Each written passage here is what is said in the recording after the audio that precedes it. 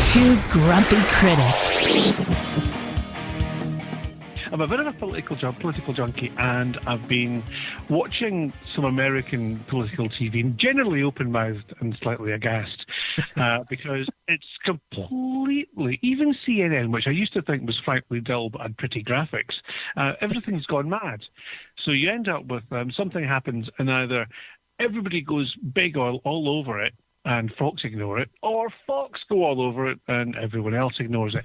And I do not understand how people in the States can even begin to be, informed as to what's going on. Because to be honest, I don't now think any or either side is doing a particularly good job of trying to tell the whole story. And it was only yesterday lunchtime, before Prime Minister's questions, I was watching a guy called Andrew Neil, he's gently of the right, but it has to be said he positions himself right in the middle when it comes to working for the BBC, was curing a Labour and Conservative politician around Brexit, trying to get them to commit to any kind of position.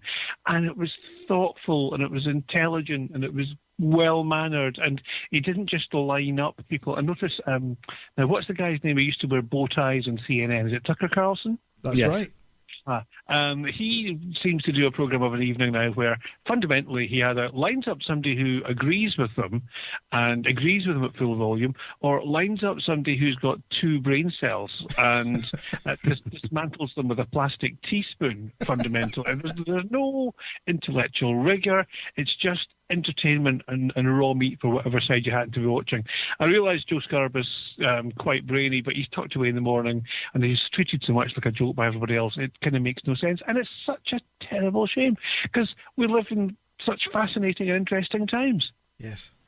That's one way to put it. Just about to say exactly the same thing. That's one way to put it. And as I say, I think there has to be a place for mainstream but intelligent interviewing and challenging and picking people up on the facts. But you laugh. But surely, I was going to say the biggest democracy in the world. Of course, it's not. That's India. But surely the US can somewhere mainstream a program that kind of sits round about in the middle and calls out anyone that's a fool. I don't see it happening. Dream on, Alice. A Radio 6 international production from the USA. Copyright 2018.